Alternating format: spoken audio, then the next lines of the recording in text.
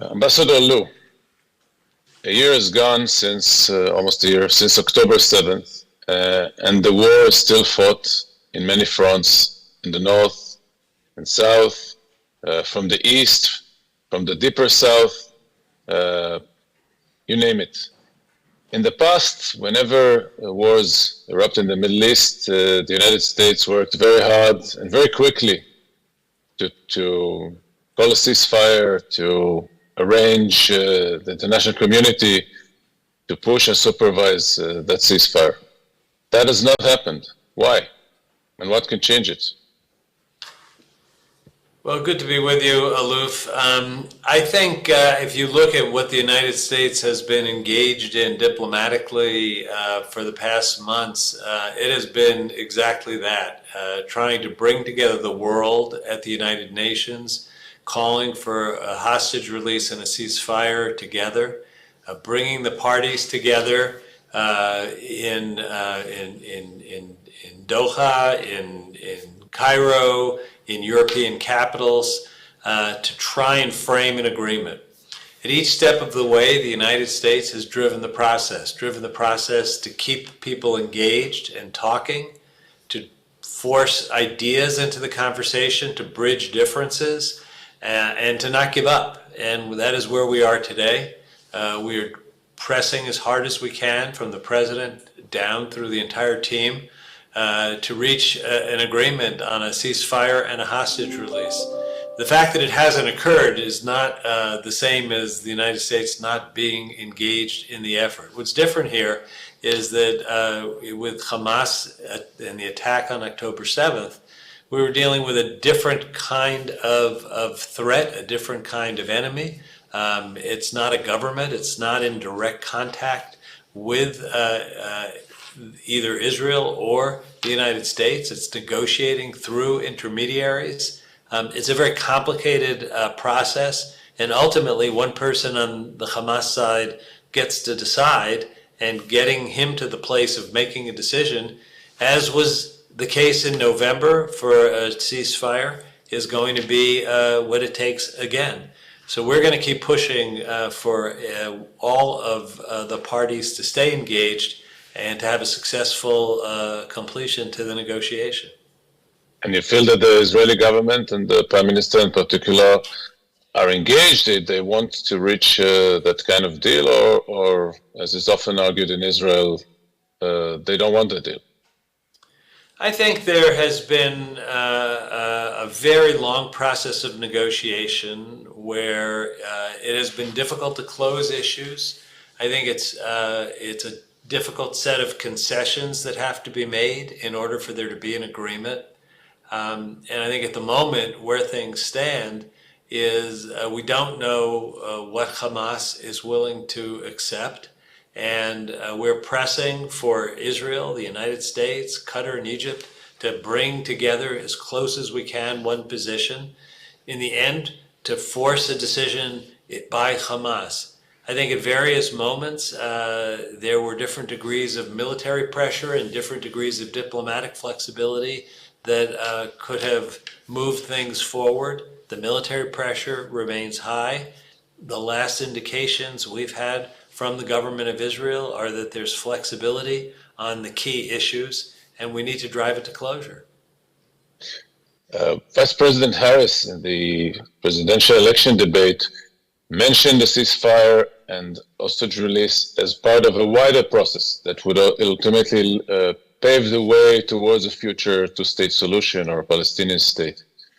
Is that in the cards? Is that really a viable option today?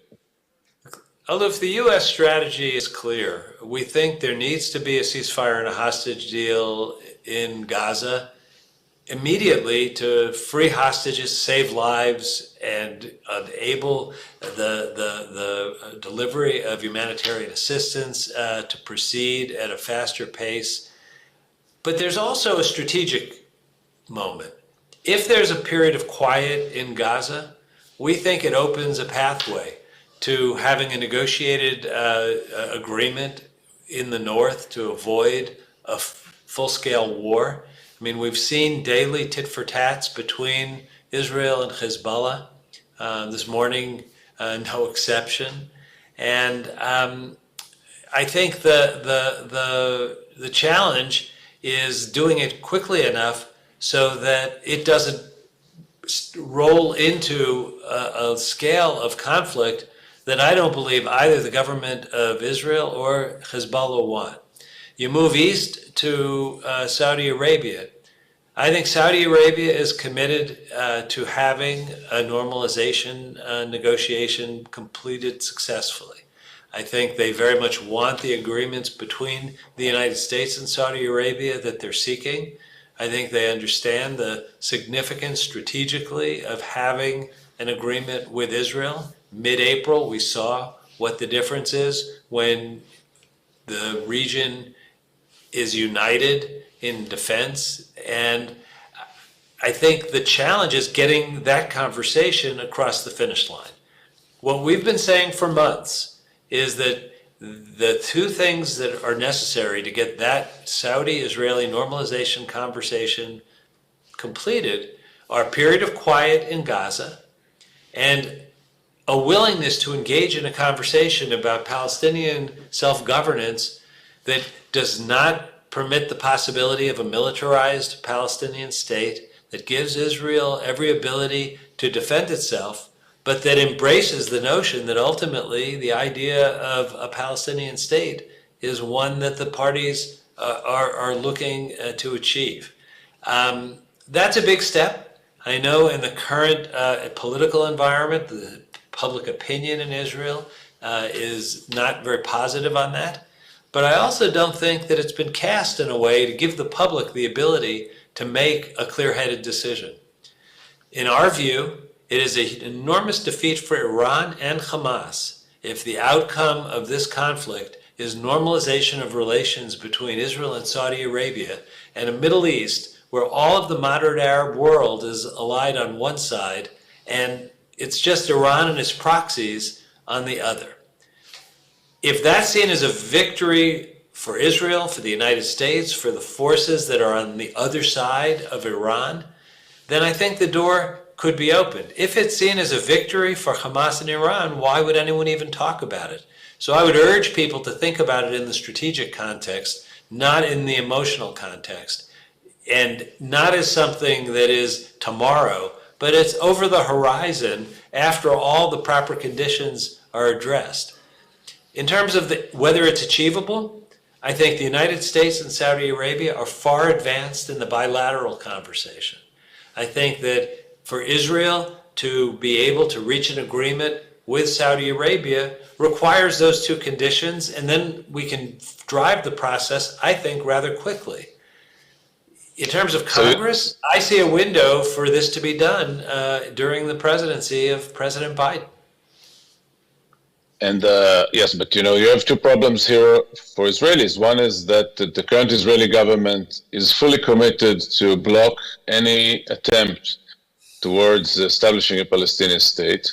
We see actions on the ground preventing it, presumably by settlers that you even sanctioned some of them.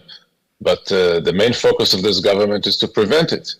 And the other thing is that the wider public, even many of those who would not vote for the current coalition, feel, they feel scared, they feel terrorized by what happened on October 7th, and they fail to see how this would be prevented in the future by a Palestinian state. How could they build this trust? On both of those issues, I understand that there's a lot of work to be done. I don't think we will know what the current government is willing to do until there's the moment of possible engagement on the final completion of a conversation. So first there has to be a ceasefire and a hostage release that opens the pathway to these other diplomatic, strategic objectives. In terms of the public, I think it would require, across the political spectrum, people having an honest conversation of the strategic advantages of normalized relations with Saudi Arabia in the context of defensible borders where there's no question about what happens in the day after, where this is over the horizon. It's not tomorrow. Something that I think is very much the case is what October 7th proved is that without a Palestinian state, Israel was exposed to the worst attack that it ever suffered since independence. So it's not that a world without a Palestinian state avoided that risk.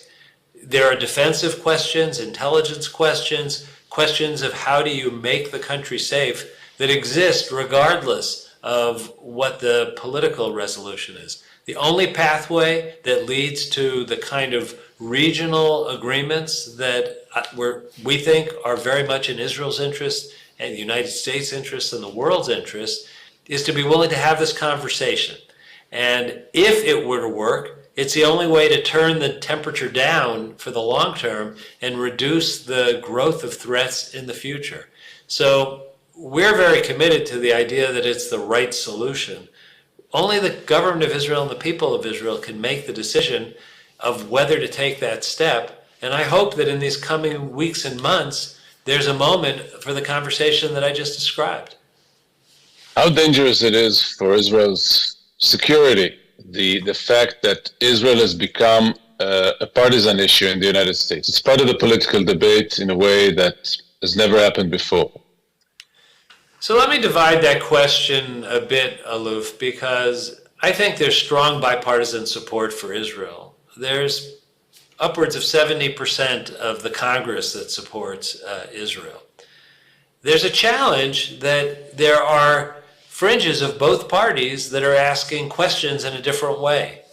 There's on the right wing, a kind of isolationist tendency that has at the moment a bit of more tolerance for U.S. engagement with Israel, but its general worldview is inconsistent with that, and that's a danger going forward.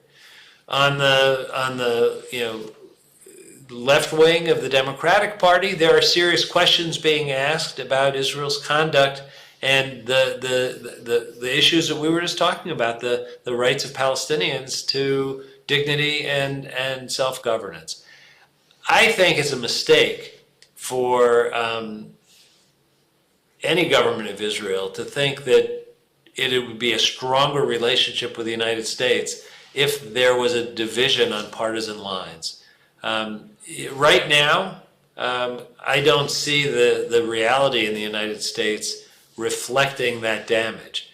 If you roll the clock forward 5 years, 10 years, 20 years, this is a strategic issue with the United States being Israel's best friend and closest ally. You want there to be broad consensus, and if in fact you have hyper-partisanship in Washington, you don't want Israel to become a political football. So I think bipartisan support for Israel has always been important.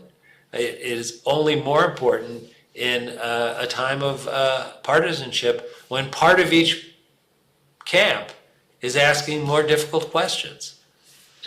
And is your government satisfied with the way Israel is conducting the war? I mean, it's been severely criticized. The ICC is debating whether to issue arrest warrants for the Prime Minister and Defense Minister and leaders of Hamas, making them equal. There's strong criticism all over the world for the Israeli conduct of war.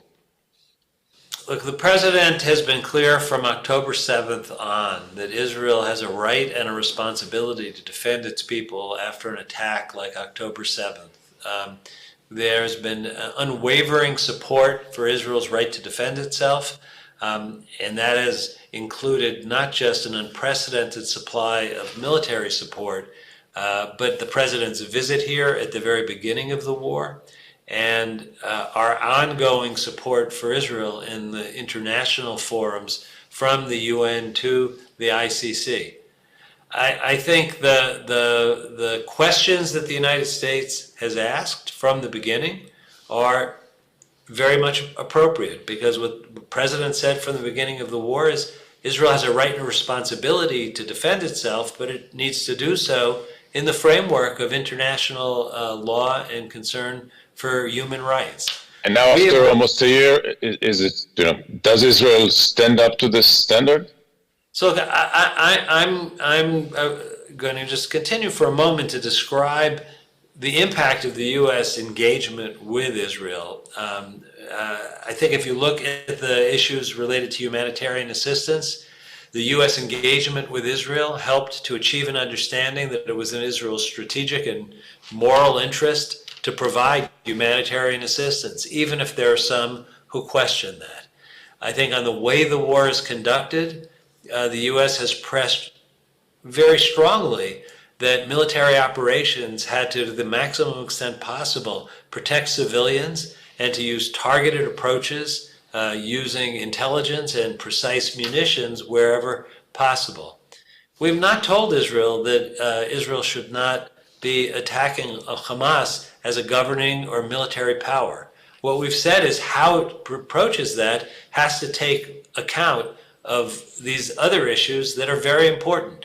In some ways, it's an unfair fight because Hamas is not bound by the international law or the laws of humanity. Hamas fights putting its own citizens in harm's way every day.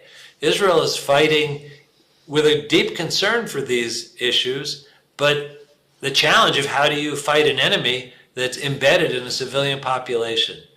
We've been careful not to criticize things that are done in a manner that is consistent with the principles that I've described. We've raised questions when Israel needs to investigate things where there might have been actions that are not consistent with that. We've done what a good friend does. We've asked the hard questions and provided unwavering support. And what would you say about the Israeli conduct in the West Bank, both in counter-terrorism operations and in the attacks, pogroms by settlers on Palestinians, on citizens? We couldn't be more clear that we think that terrorist acts by extremist settlers demand a strong response, no less than terrorist acts by others. We have put together a program to sanction individuals and organizations that we determine are engaged in that and to deny them access to the U.S. financial system. We've made many requests for information and pressed for consideration of these issues, and we continue to do so. We've long believed that the aggressive taking of land and building in the West Bank is an impediment to ultimately achieving a negotiated outcome to a two-state solution. So we've been very clear what we think is right and what we think is wrong. Israel is a sovereign nation. It has a complicated system of government and coalition. And, we press back when we see things that demand us to do so. We don't make decisions for the government of Israel. What we can do is offer our strong advice and sometimes raise strong concerns. And I know I do that on a regular basis, and I think we have to continue to do it. And last, but I think pretty much not least for many people here in the audience, are you worried about the future of Israeli democracy? And has the war made you more worried about that? I think democracy is a precious treasure that in our country and yours, we have to put all of our energy into protecting and making sure the next generation gets the benefit of. I think we've been clear in the past of what we see as some of the challenges to democratic institutions here. The war has kind of taken hold of most of the time and intellectual energy, both in terms of government relations, but also the public. But democratic institutions are hard to build and easy to damage. Thank you so much, Ambassador Lou, and for addressing the conference. And good luck with your important mission to prevent war in the North. Well, good to be with you, Aloof, and I'm sorry my schedule changed and required this to be by Zoom. I look forward to doing something in person. Thank you.